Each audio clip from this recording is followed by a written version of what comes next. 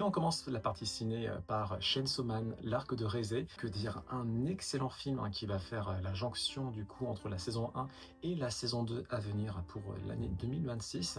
C'était très bon, hein. Outre une direction artistique très spécifique, très marquée, très assumée, le personnage de Rézé notamment est très réussi, hein, en termes d'arc, en termes d'écriture, en termes d'affect. Il y a vraiment quelque chose avec ce personnage qui se crée. Clairement, j'ai pas lu la version papier, mais je suis à peu près certain que ici, avec l'adaptation du film d'animation, c'est sublimé. Au-delà de ça, l'action, rien à dire, toujours aussi fluide et toujours aussi spécifique en termes de framerate notamment.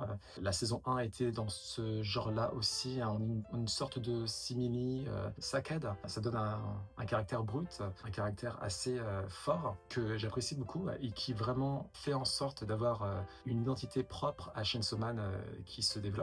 Au-delà de ça, rien à dire, la musique incroyable, l'opening, ben, c'est tout simplement la chanson de l'année, hein. C'est littéralement la chanson la plus téléchargée de l'année 2025. Kenshi Yonezu fait des miracles, comme d'habitude. Et ce fut fou, on a vraiment été gâtés avec les films d'animation entre Kimetsu no Yaiba, La Forteresse de l'Infini, partie 1, qui était remarquable malgré bon, un deuxième tiers pas foufou. Cette fois-ci, l'arc des Rézé, j'ai absolument rien à dire, hein. Du début à la fin, c'est magnifique. C'est à la fois dark, il y a de l'humour, il y a des moments de tension, des moments de suspense. En termes de cinématographie, c'est toujours aussi fou, hein. On voit vraiment que les références pleuvent et on voit qu'il y a un certain savoir-faire, une maîtrise en termes de séquençage qui fait vraiment sensation. Rien à dire. Pour moi, c'est le meilleur film d'animation de cette année, hein, clairement. Il n'y a juste aucun défaut. Je vous recommande vivement d'aller le voir, surtout bon, si vous avez vu l'anime. Hein, vous avez littéralement pas le choix, hein, de toute manière, hein, parce que c'est canon, hein, encore une fois. Hein, ce n'est pas un spin-off, hein, ce n'est pas du caractère original. Et au-delà de ça, c'est tout simplement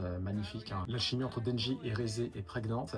Et vraiment, j'ai rien à dire. Même les personnages secondaires sont assez bien développés, notamment un qui n'avait pas été vraiment mis en avant dans la saison 1. Là, cette fois-ci, on en apprend davantage sur lui, sur ses démons, sur sa sensibilité vis-à-vis du monde et ses noirceurs. Foncez, vraiment.